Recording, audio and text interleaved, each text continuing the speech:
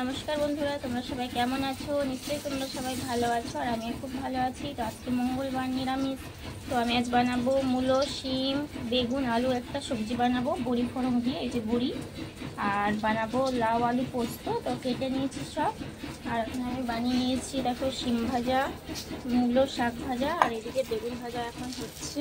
তো দেখো বেগুন ভাজা রেডি। এর মধ্যে দিয়ে দেবো বড়ি। বড়িটাকে একটু ভেজে নেব, একটু লাল লাল করে বড়িটা ভেজে নেব। তো দেখো বড়ি ভাজা হয়ে গিয়েছে। এখন আমি কড়াইয়ে তেল দিয়ে দিয়েছি, ভেজে নেবো। আগে বেগুনটা ভেজে নেব।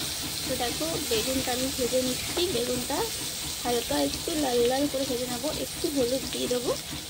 আর মশলাতে আমি আজকে দেবো আদা বাটা, লঙ্কা বাটা, আর কিছু দেবো না মশলা। তো দেখো বেগুনটা একটু ভেজে নিচ্ছি। তো দেখো বেগুনটা ভাজা হয়ে গিয়েছে। আর কড়াই আরও তেল দিয়ে আমি দিয়ে দিচ্ছি পাঁচফোড়নটা দিয়ে দিয়েছি।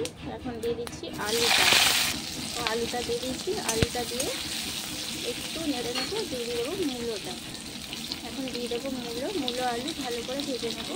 তো দেখো এখন আমি মূলোটা আর আলুটা ভালো করে একটু লাল লাল করে ভেজে নেবো। তারপরে শিমটা দেবো।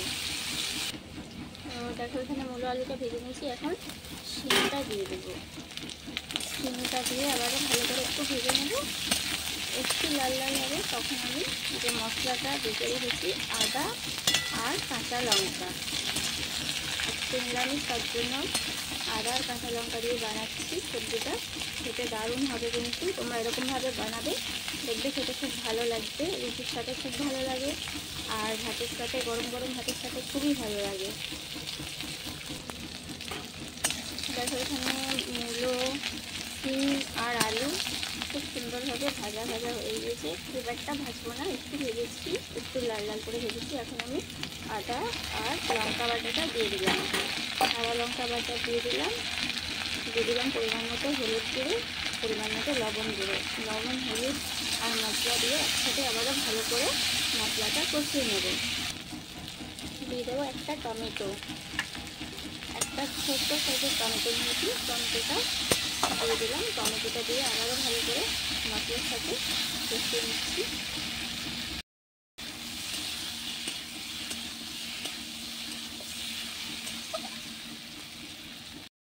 তো দেখো এখানে মূলো, আলু, শিম খুব সুন্দরভাবে কষানো হয়ে গেছে। টমেটো এখন আমি দিয়ে দেবো যে ভেজে রেখেছিলাম বেগুনটা দিয়ে দিচ্ছি।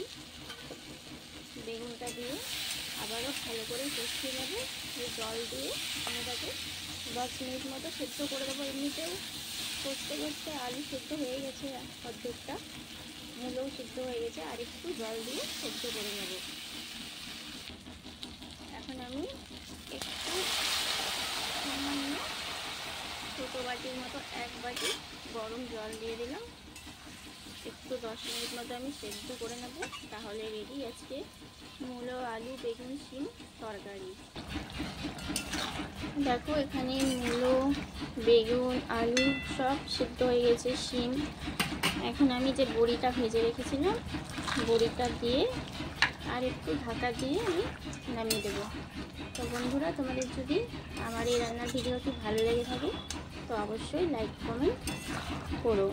কমেন্ট করে জানাবে যে কেমন হয়েছে। তো দেখো বন্ধুরা, গরম গরম তরকারি রেডি।